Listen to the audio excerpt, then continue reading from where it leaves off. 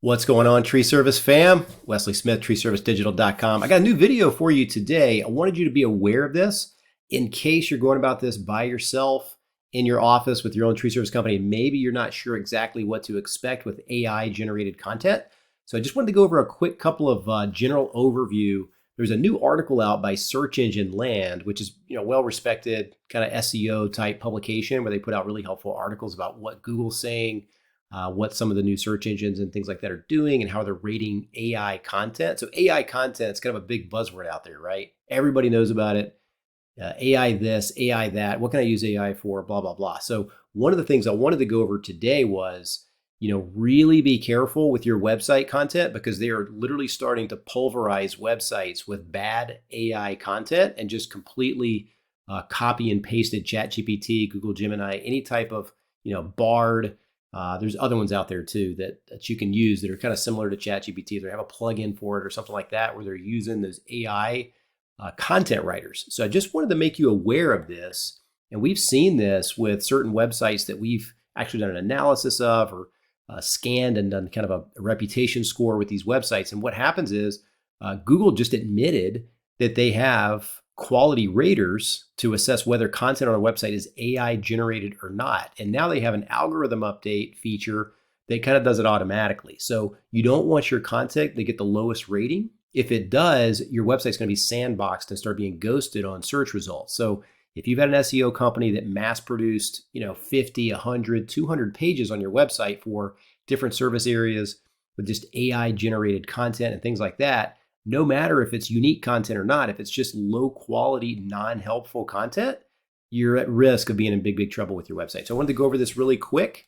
This is from Search Engine Land again. And so the title of the article is Google Quality Raters now assess whether content is AI generated. So automated or AI generated content may now earn a lowest rating. Here's what else changed in the last quality rater guidelines update. And this is about a 7-minute read. If you guys wanted to go read it, do a Google search for this new publication on Search Engine Land. But Google is directing its quality raters to watch out for pages with main content created with automated or generative AI tools. And they rate them as lowest quality, according to Google's senior search analyst and search relations team leader, John Mueller, speaking at Search Central Live in Madrid. So this is coming right from John Mueller, their search relations team. He's a senior search analyst. A lot of people listen to what he says and kind of hang on to it. And it's one of those new things, like if the main content on the page is helpful, but then there's a ton of like spammy content just to fill in areas to get it up to like 1,000 words or 1,500 words, it's going to be considered low quality content. And that's not good. It's going to push your website down for that page rank. This change was a part of January 2025 update, which is just a few months ago, of the Search Quality Rater Guidelines. So in case you missed anything else from that update, here's a recap of the most significant changes from the latest version. I'll kind of just go over the main points, and then you guys can go read through it or whatnot later if you want to read the entire article. But number one, Google introduces a new definition, generative AI. So with its latest Search Quality Rater Guidelines update, Google added a definition and framing for generative AI for the first time. Google's document calls it a useful tool, but one that can be abused. So the addition of generative AI appears in section 2.1, important definitions. Generative AI is a type of machine learning model that can take what it has learned from the examples it has provided to create new content such as text, images, music, and code. Different tools leverage these models to create generative AI content. Generative AI can be a helpful tool for content creation, but like any tool, it can also be misused. Number two, Google reorganizes and expands spam definitions. So they significantly overhauled how spammy web pages are defined out there. The previous section is gone. So in its place, Google has replaced it, adding new subsections and increased its focus on scaled, low-effort content, including potential AI misuse. So what's new in 2025 brings the guidelines in line with Google's big search quality changes from last year. So you remember last year, they had a new algorithm update. It was called the Helpful Content Update. This was early 2024, first quarter 2024, meaning if the content on the website was not helpful content, it was just literally like spammed AI content with the keywords in it you're trying to rank for, but didn't really help the user, didn't have a good user experience, then they're going to deem that low quality content. So here's a couple other things they've added. Any expired domain abuse. So if they find out the domain that content's sitting on is purchased and repurposed primarily to benefit the new website owner by hosting the content and like linking back to the other website, that's a no-no. Site reputation abuse. Third-party content is published on a host site, mainly because of that host's already established ranking signals, which it has earned primarily from its first-party content. They also say it's a no-go for scaled content abuse, creating a lot of content with little effort or originality with no editing or manual curation.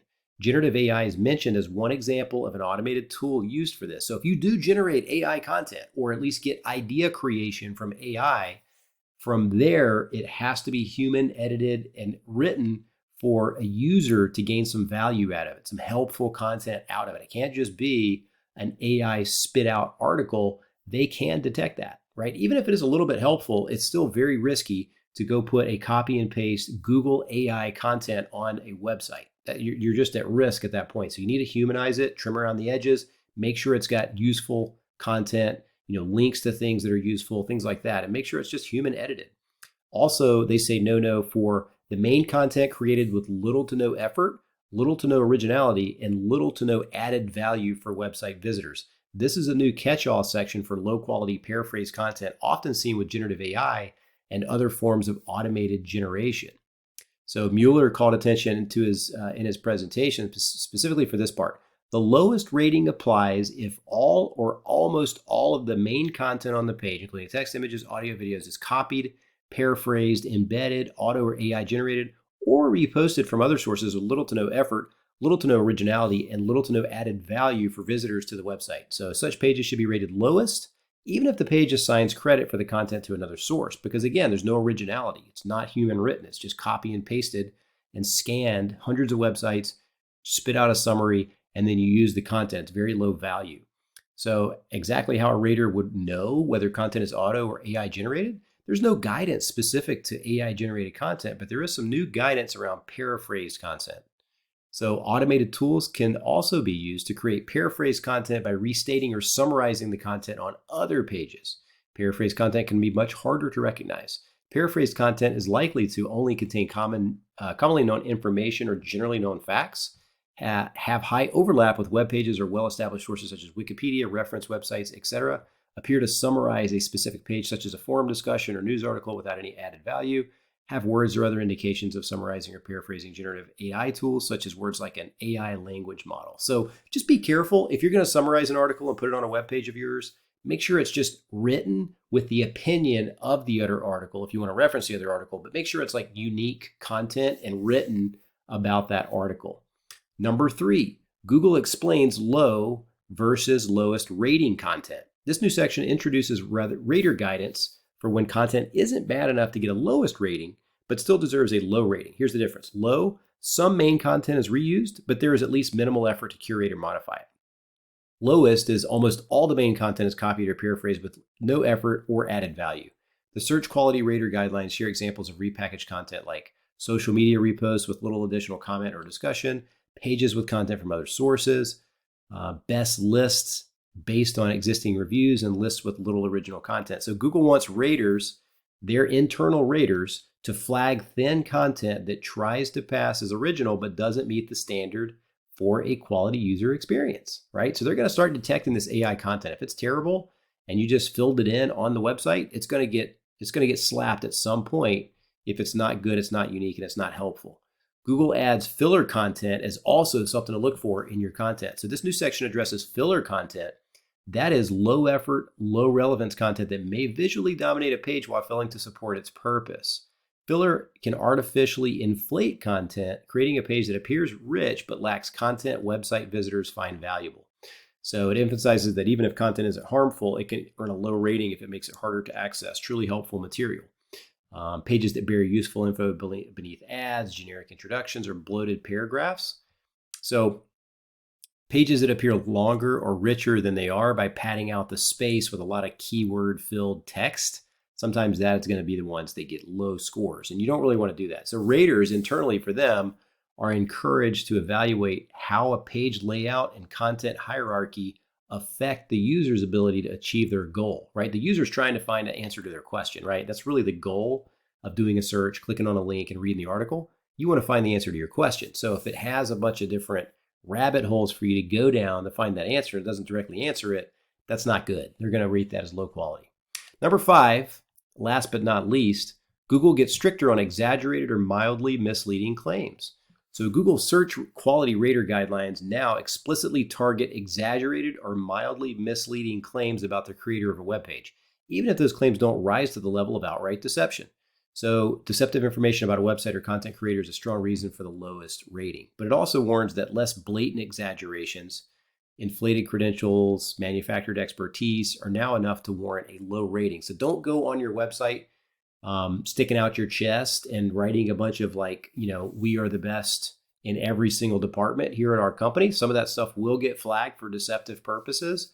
And this means raters are supposed to rely on what the main content actually demonstrates, plus outside research, rather than taking claims at face value. So what they're going on now is called the EAT method, which is, basically assessments. The EAT assessments should be based on the MC itself, which is the main content itself. The information you find during reputation research, verify credentials, not just website or content creator claims of I'm an expert, right? So it should have third-party resources, social media links that they can verify you're an expert, things like that, where it's not just like you're saying you're the expert, but there's proof out there that you are. If you find the information about the website or content creator to be exaggerated or mildly misleading, a low rating should be used. So here's some other smaller challenges. Google also made a few other minor changes to kind of wrap it up here. Lowest quality pages, Google added this line. The lowest rating is required if the page is created to benefit the owner of the website, right? To rank, basically, with very little or no attempt to benefit website visitors or otherwise serve a beneficial purpose.